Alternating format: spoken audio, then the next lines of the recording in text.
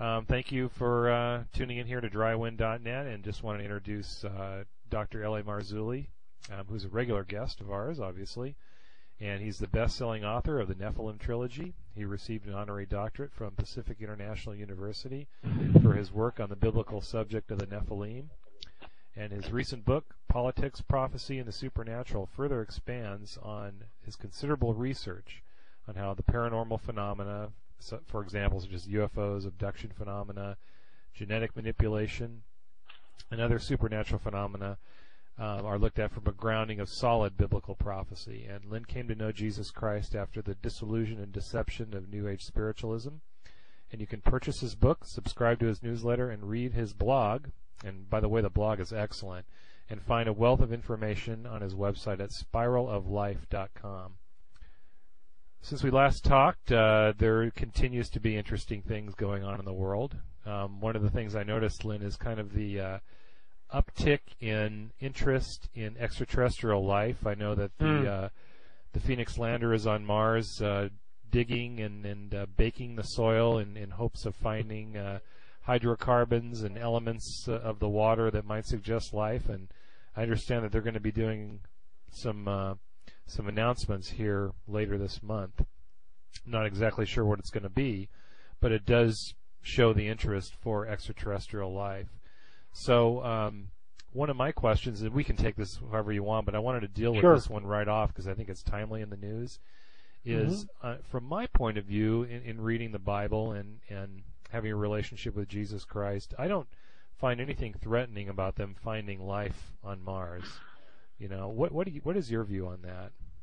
Well, I agree. I mean, if they find life, no matter what that is, it doesn't change my relationship, my personal relationship with Jesus. I mean, without that, and I'm not talking religion here for viewers who have no idea what I'm talking about. I'm not talking about religion. I'm not talking about a system of rules or do's and don'ts. I'm not talking about that at all. I'm talking about a personal relationship with the creator of the universe, literally, which was available basically to everyone who asked for it right after Jesus died in the first century, and the apostles, of course, received that. Since then, it's been obfuscated for literally hundreds, if not almost 2 millennia, to the point where people have no idea, many people have no idea what it is. Going to church is not a personal relationship with Jesus. I'm talking about having your spirit being regenerated. Some people call it born again. I don't necessarily, it's a fine, verbiage if you want to coin it that, but that personal relationship with the creative universe by which he communicates directly to me, either through his word, through mental impressions. Sometimes he'll give me a word like he did yesterday, which was kind of interesting. But if they find life on Mars, which I think they're going to, they'll find some sort of past life there and this, of course, will tie into the panspermia theory. If they do find that, it's not going to change anything for me, only because I have that personal relationship with them. Where I'm expecting this to go, of course, is what I mentioned a couple of sentences back, the whole idea of panspermia, the idea of that life was spewed throughout the universe, just exploded throughout the universe, and has evolved over aeons, over millennia, billions of years of time into different life forms. And there really is no God per se, and this is what I think the evolutionists will run up the flagpole, as it were. At the end of the movie with Ben Stein, where he's interviewing Richard Dawkins, he basically asks him point blank. He says, "Okay, where did life come from?" And all Dawkins can come up with, if you haven't seen the movie, it's really worth seeing. Seen it. It's excellent. Great flick. It's like all Dawkins can come up with is, well, it must have happened, millions and billions of years ago in a galaxy far, far away. And Stein just looks at him and just goes, what a totally intellectually bankrupt argument. You're telling us that we can't even think about creative design as a intellectual discussion and as a theory for how we got here. Well, no, we can't do that. But it's okay for you to tell us that somehow billions of years ago in a galaxy far away, life existed and it blew up. And it's just the most absurd statement I've ever heard in my life. Here's this guy that's supposed to be this, this great thinker, and he hasn't thought it through. It's such an intellectually bankrupt argument. So, well, yeah, of course, the fact that Mars would have life wouldn't automatically suggest panspermia. It simply suggests that God's creation, and this is not surprising to those who really read the book of Genesis in the Bible, is varied, is extremely, common and prevalent, and that doesn't, just because they find biological life forms or evidence of past life forms on Mars, doesn't automatically suggest panspermia. However, that is the twisting that they're going to use, to forward this argument. Yeah, I mean, I definitely think they will. It seems to be coming, like you mentioned, it's definitely more user friendly, in the sense that when you get guys like Edgar Mitchell coming out of the woodwork now telling us that Roswell was an event, that it happened, that he grew up in the town of Roswell, New Mexico. When you Google him on YouTube, it's really interesting to watch the interview that he does, and the audio of the interview from Kerrang Radio, and then later on where he's talking and he's being filmed. And he's saying, look, I was on the moon and I did this and I got back here, and a lot of people that had remained silent for decades in Roswell approached me with their story, how they had been threatened by the military. I mean, it's all the stuff we've all heard before. Threatened by the military, told to shut up, told not to say anything, said that you didn't see what you thought you saw. And their families were threatened, and on and on it goes. I was just on a radio show, and the host just reamed Mitchell. I mean, up one end and down the other, just cut this guy apart, calling him a boob, and because he's got the Noetic Science Institute and all this, and why? Because he's interested in trying to find out where his origins are.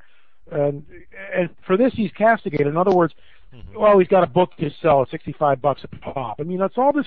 It's just amazing how the first thing that happens. And it's not just Edward, and it's not just Mitchell. It's Gordon Cooper in his book Leap of Faith. Other people, right? Amazing. And he describes other people have talked about this. Yeah, he describes craft at Edwards Air Force Base taken via high-speed camera when he was a test pilot. Look, there were 4 guys on Larry King several weeks back that talked about the same thing. That they had worked during the Cold War and the intercontinental ballistic missiles in the Midwest and other places in the United States, and all 4 of these guys talked about this UFO coming in and shutting the base down. In other words, shutting a portion of that base down. And apparently 10 intercontinental ballistic missiles went offline. So the lights went from green, ready to launch, to red. And they had a tech on there. This guy probably worked there at least 10 years, if not longer. And he went on the record and said, look, one of these things would go offline. Very, very rarely you'd see 2, never 10. And, these people saw this UFO, was tracked on radar.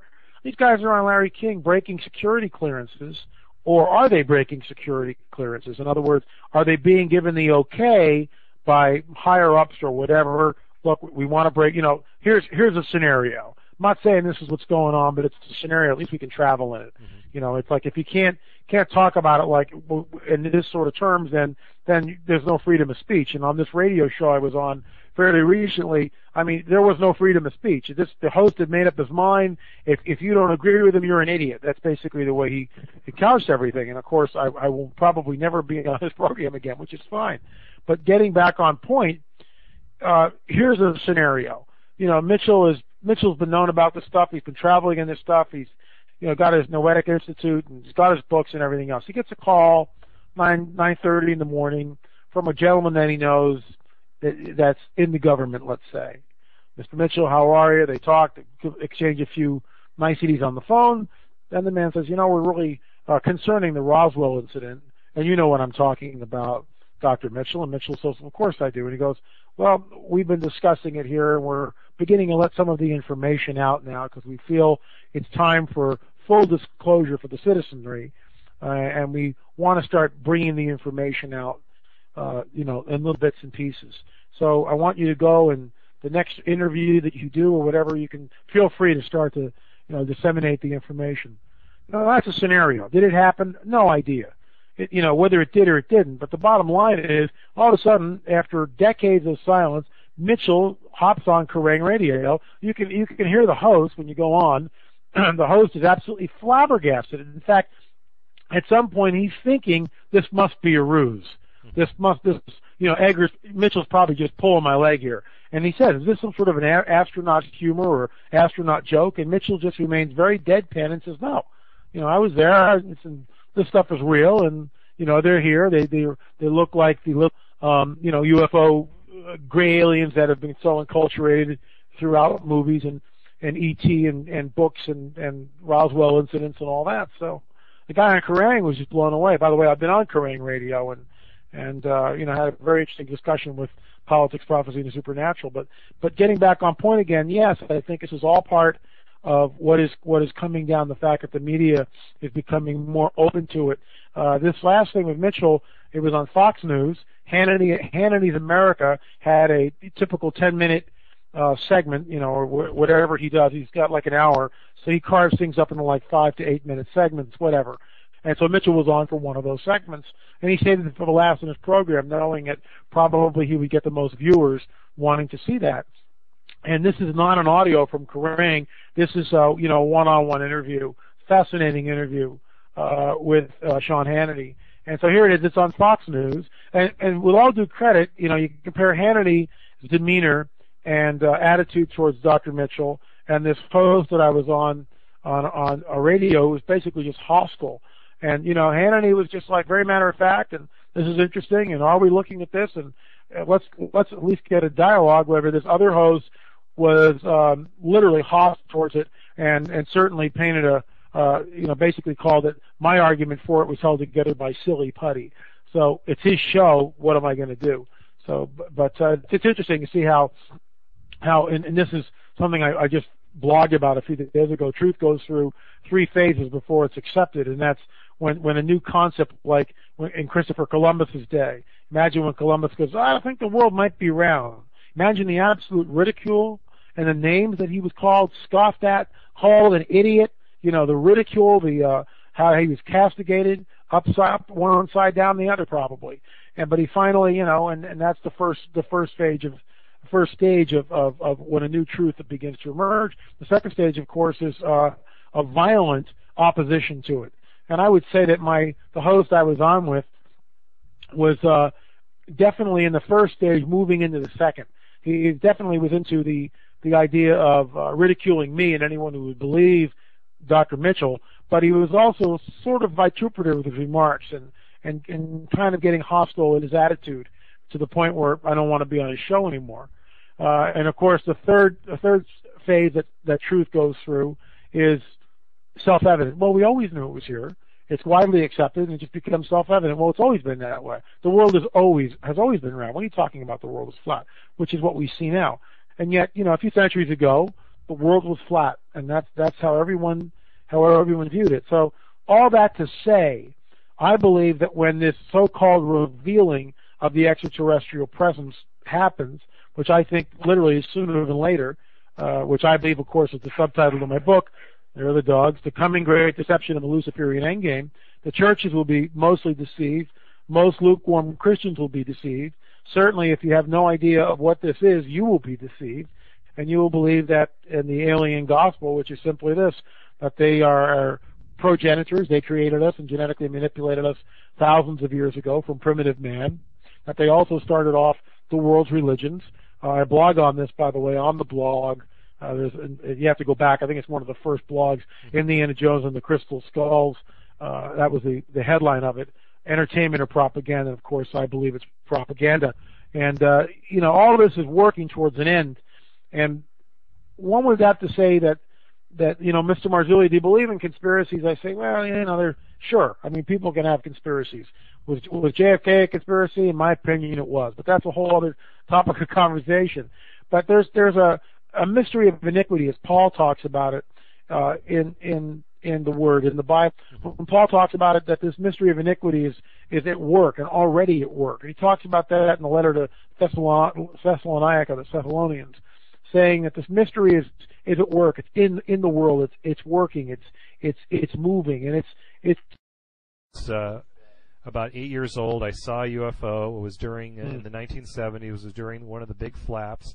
It was actually the same flap that occurred right when we were standing up our nuclear level during the 1973 war. There was a huge UFO flap then, and I actually saw one.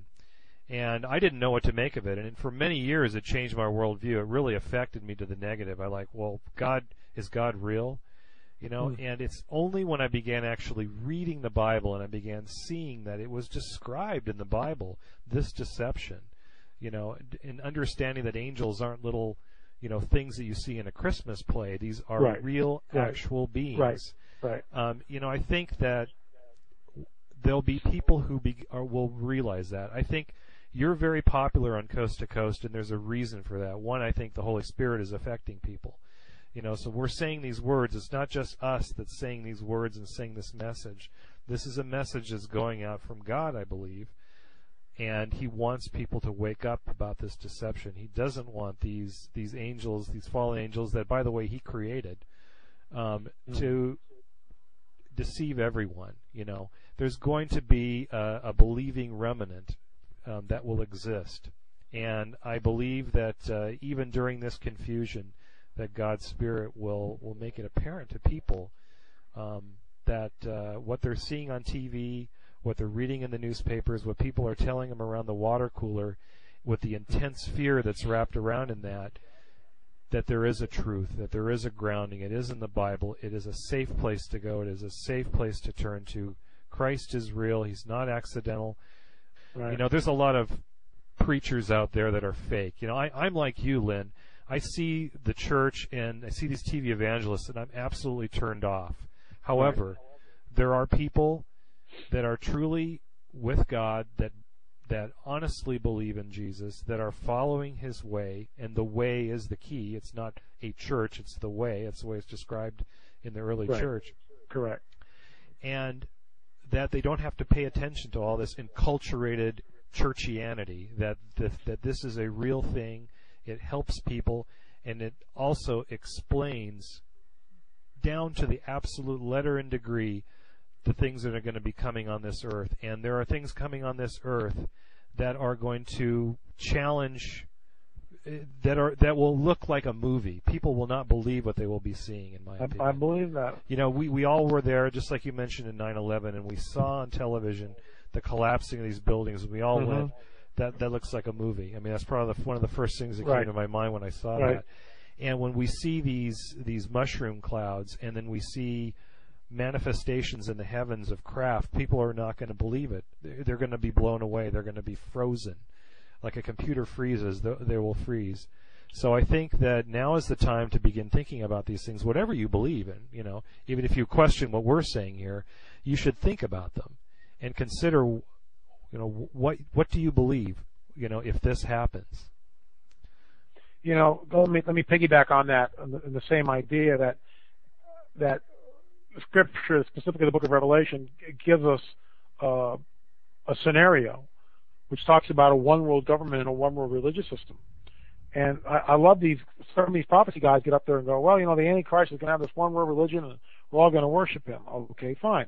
But they never tell you how they're going to get there. Yeah. In other words, no one has a clue as to how they're going to get there.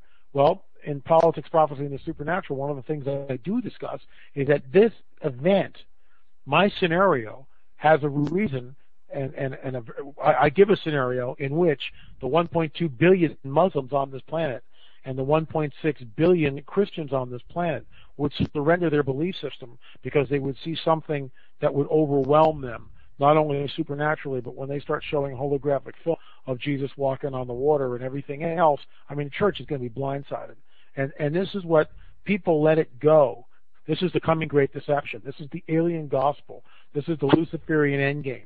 Those titles I've used. This is the great deception which is coming. And people will be deceived. Jesus himself says it. Men fainting from fear of what is coming upon the earth.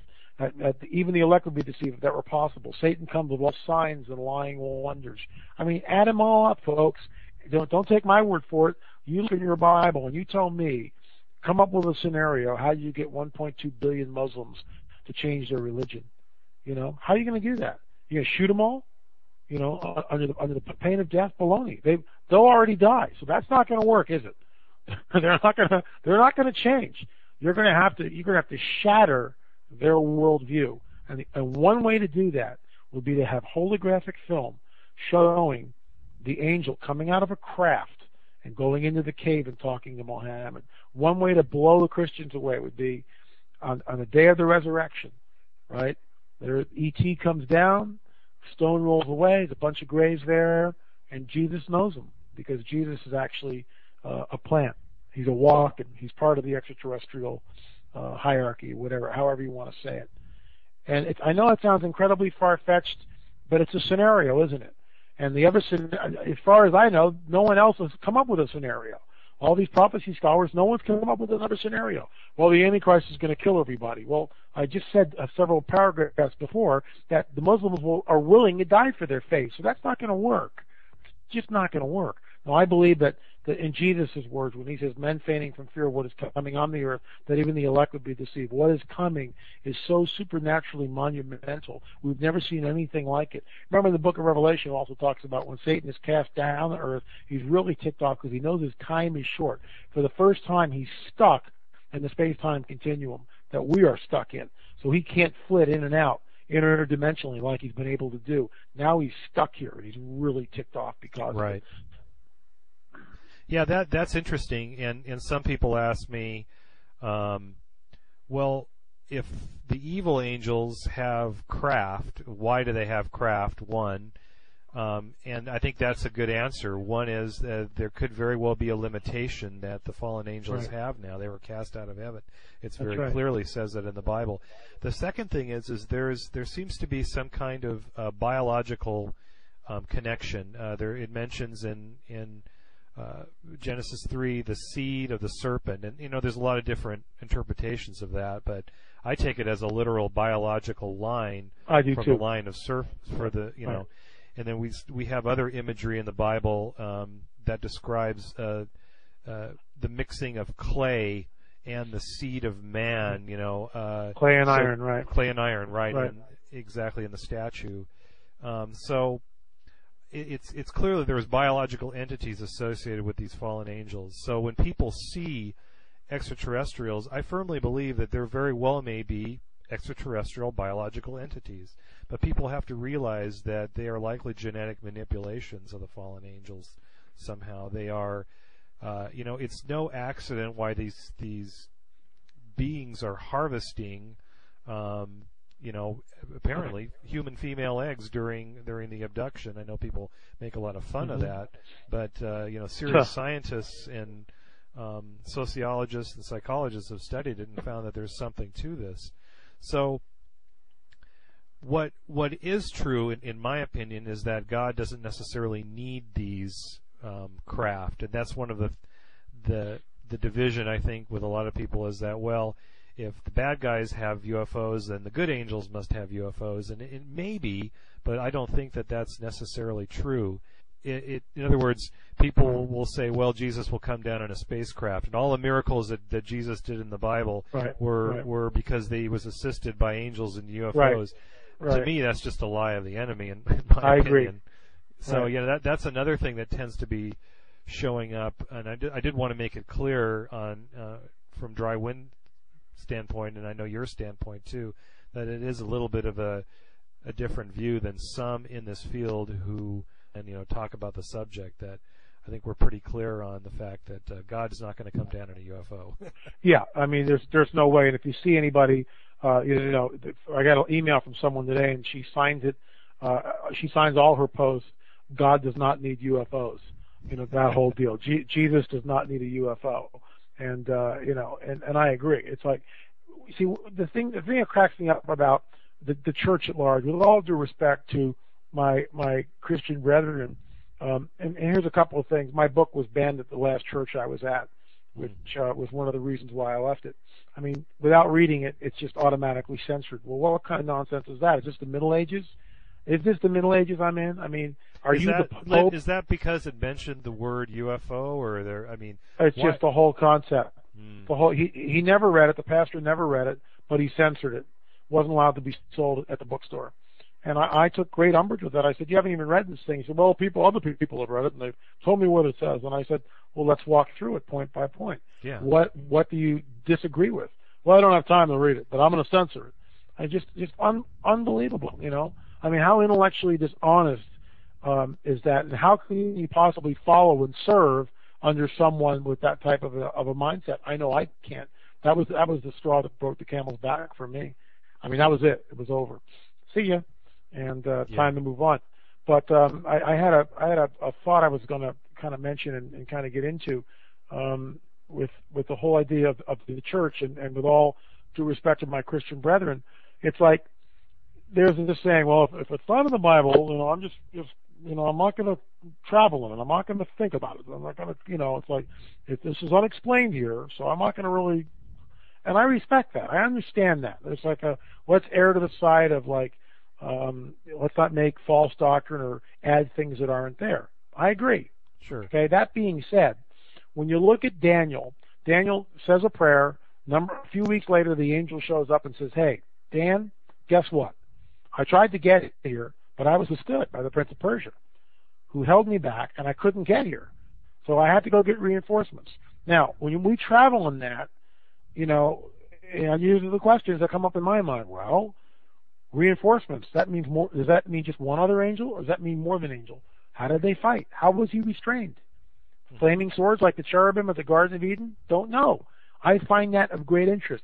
I can run with that and speculate it. I'm certainly not going to make a doctrine over it, and I'm certainly not going to say this is what you must believe. I find it incredibly fascinating, though, that the Prince of Persia withstood that angel, and he had to go back and get help and reinforcements, and then he finally broke through. Unflippin' believable. And we're given this scene into the heavenlies, just like Ezekiel, where we see, we get this heavenly scene, or Isaiah.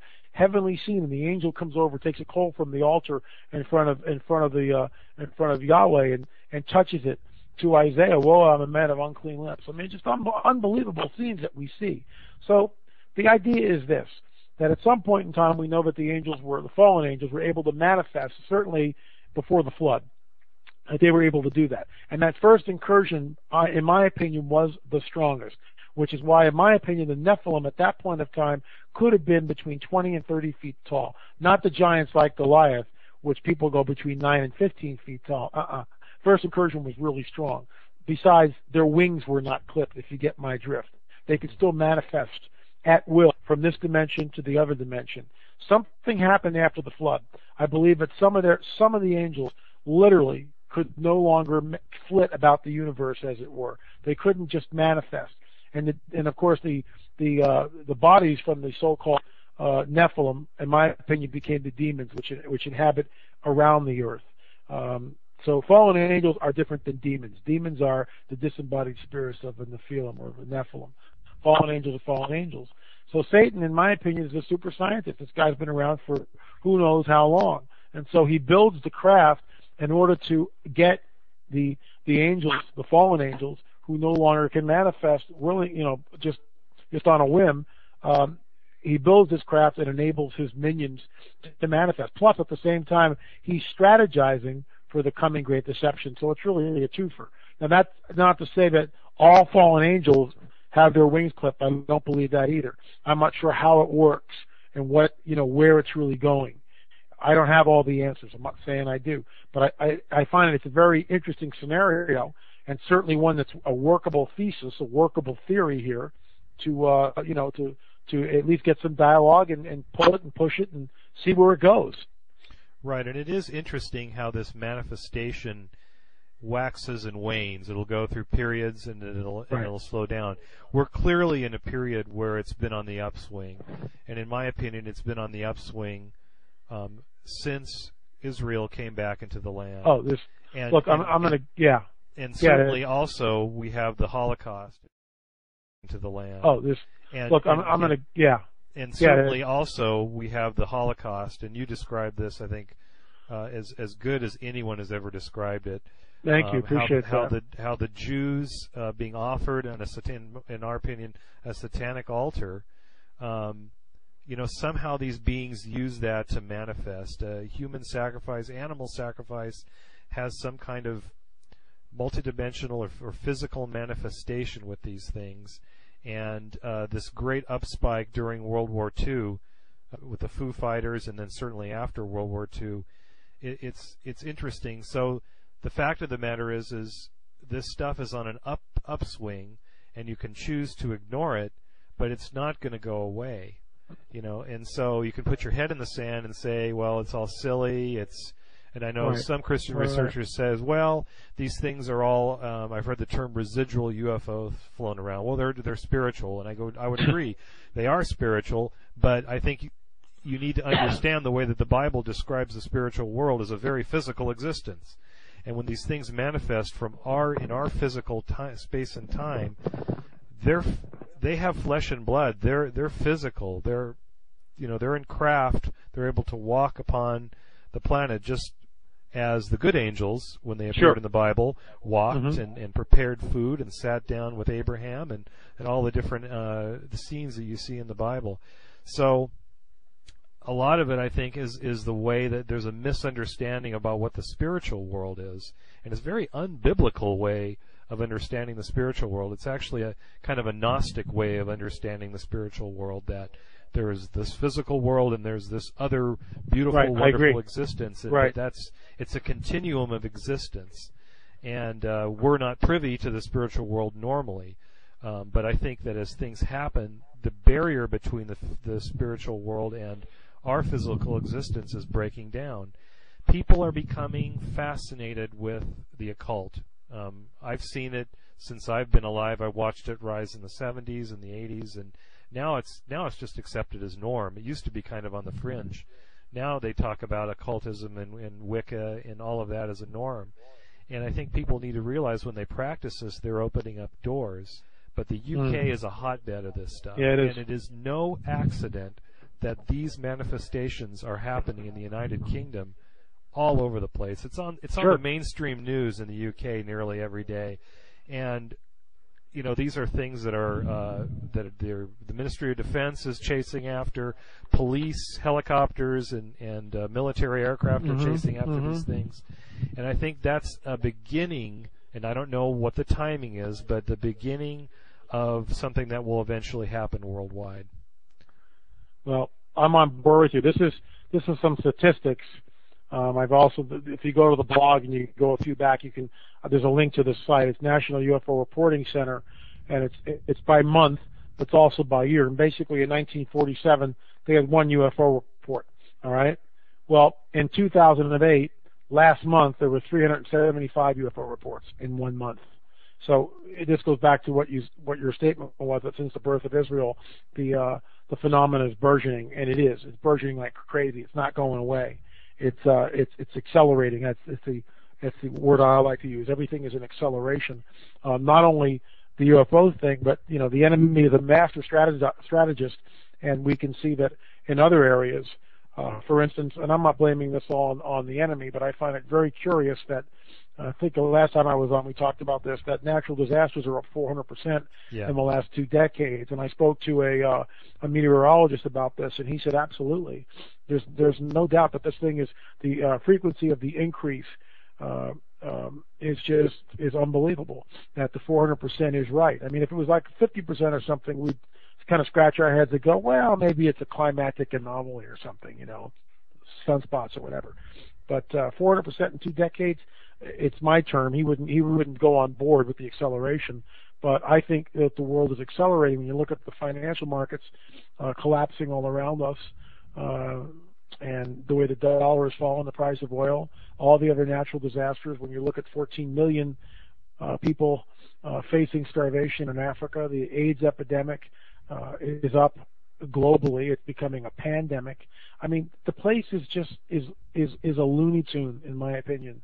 And people are getting edgy. They're not sure where it's going. Funny, I watched the movie Zeitgeist the other day, and it's not for the faint of heart, for sure. And it's definitely an out there movie. And my caveat is, get a good dose of the word before you watch it, because they'll make you think. They'll make you think, especially the first third, which negates even Jesus as the Messiah. But what I found interesting, and all things biblical, by the way, what I found very, very interesting is that they come to the same conclusions that I come to in certain areas. For instance, they believe that the one world government is imminent, and they also believe that there will be a one world, some sort of monetary system, probably based on digital angel, like I do also, or Verichip, or however it comes down. Now they've got an RFID in the ink, so they can tattoo you with the ink, and they got the RFID information right there. So it's even gone in the last 6 months from Digital Angel, now it's into an ink, which they can tattoo on you. Unbelievable. So Zeitgeist looks at this and talks about this and points to the horrors of this one world governmental system with this big conspiracy, this global conspiracy, which is imminent, which is going to happen soon. Well, in my opinion, once again, they're being incredibly intellectually dishonest because they negate the Bible. And we've been saying this. We've been talking about this since Hal Lindsey, since the late 70s or whenever the late great Planet Earth came out. We've been talking about this for decades. The mark of the beast is going to come, and been laughed at and been scoffed at. So why Zeitgeist and the producers of Zeitgeist throw away the Bible and Jesus and everything else?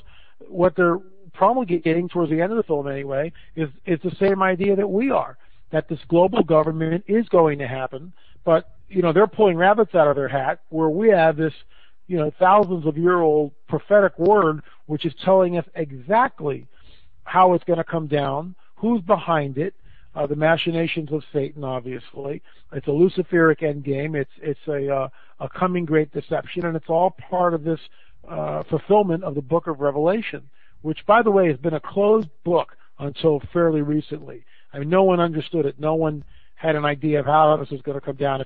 If you went to someone in the early part of the 1900s and say, I believe that Israel is going to be regathered from the four corners of the earth and reestablished in Jerusalem, you would have been ridiculed. Here we go, the three phases of truth. You would have been scoffed at and ridiculed till the cows came home. I mean, it's just, there's no way it's going to happen. And yet, of course, now we see the fulfillment of Ezekiel 37, where Israel truly has been regathered from the four corners of the earth, set back into its ancient homeland. And if you go to Amos 9, it says very specifically, once that happens, it will never again be uprooted from its ancient homeland. So these are the things that are happening in our generation. Literally, we're watching them, we're seeing them happen. And of course, as you pointed out, that from the inception of Israel in 1948, we've seen the rise, the burgeoning of the UFO sightings, and that's exactly what has gone down. That's exactly what we're looking at. So I believe that we are in the time of the end. I believe it's going to happen soon. I think that maybe things will happen a lot sooner than we think. I'm not a date setter, but the way things are heating up, and let me just throw something in here. The Israelis are known for preemptive strikes. Before the '67 war, they hit the Egyptian airfield. They hit Saddam when he had his nascent nuclear program happening in Iraq long before he was deposed. Recently, they went into Syria, and they also did a preemptive strike there when the Syrians were attempting their nascent nuclear program. The Iranians aren't stupid. Several months ago, I think about a month and a half, 2 months ago, the Israelis did sort of a dry run by going up to Greece. They refueled helicopters. They had F-16s, F-15s, over 100 of them in the air. It was a huge military exercise, basically war games. That's the word I was searching for, war games. And make no mistake about it, Greece is the same distance from Israel as Iran is. So it's very obvious that they're preparing for something. So the Iranians know that. They're not dummies. They're not stupid. They know that the Israelis have a record of this. So if you're over in Iran and you're part of them and their military intelligence, two things have happened. One, fairly recently in Lebanon, the Iranian intelligence officers have occupied the highest peak, which gives them a look over the Mediterranean, where the Sixth Fleet is, I believe, and also the Israelis. So they can see it. They've got eyes on the ground, boots on the ground, intelligence on the ground. Gee, it sounds like they're getting ready for something. They also did these missile tests where they shot up a missile that and it reached a height of 200 miles. Here's what some people have been saying. The whole idea of electromagnetic pulse wave, and this is the scenario, which, by the way, ties into my book, Politics, Prophecy, and the Supernatural, where it will be a two-pronged attack against Israel. In other words, you could take this missile, arm it with a nuclear warhead, which they easily could get from the Russians, right? Stick it on a barge and fly or move that barge about 100 miles off the coast of the United States, right? Launch the missile launch the missile, and have it detonate over Ohio, well, over about 200 miles up in the atmosphere. The moment you do that, you're going to set up an electromagnetic pulse wave, which could wipe out our way of life as we know it, literally. At the same time you're doing that, you hit the Israelis. Two-prong attack, like I've been saying in politics, prophecy, and supernatural. I believe the Iranians are going to pull the plug because they know for a fact that the Israelis will not allow them to get a bomb. And my critics just say, well, Israel has a bomb. Yeah, but Israel's not running around going, Iran is a dry, withered tree, soon to be uprooted and thrown into the sea, or Iran is a cancer, soon to be irradiated, or basically we're going to wipe you out. And that's what the Iranians have been saber rattling for literally years now towards the Israelis. So there's no way the Israelis are going to allow the Iranians to get the bomb. All that, what I just said to say, that I believe the stage is set for this two-prong attack that will happen in the United States and in Israel simultaneously, which will then trigger the supernatural. Well, I think we're going to be on again discussing this. I'd like to continue this as a continuing dialogue. I think that as people see stuff in the news, I think that they are going to want to listen to this and maybe even if they disagree with us, at least get our perspective on it. Lynn, thank you very much. My pleasure, Daryl. Thanks for having me on. Ladies and gentlemen, again, you can go to spiraloflife.com and get all the information, and we'll see you next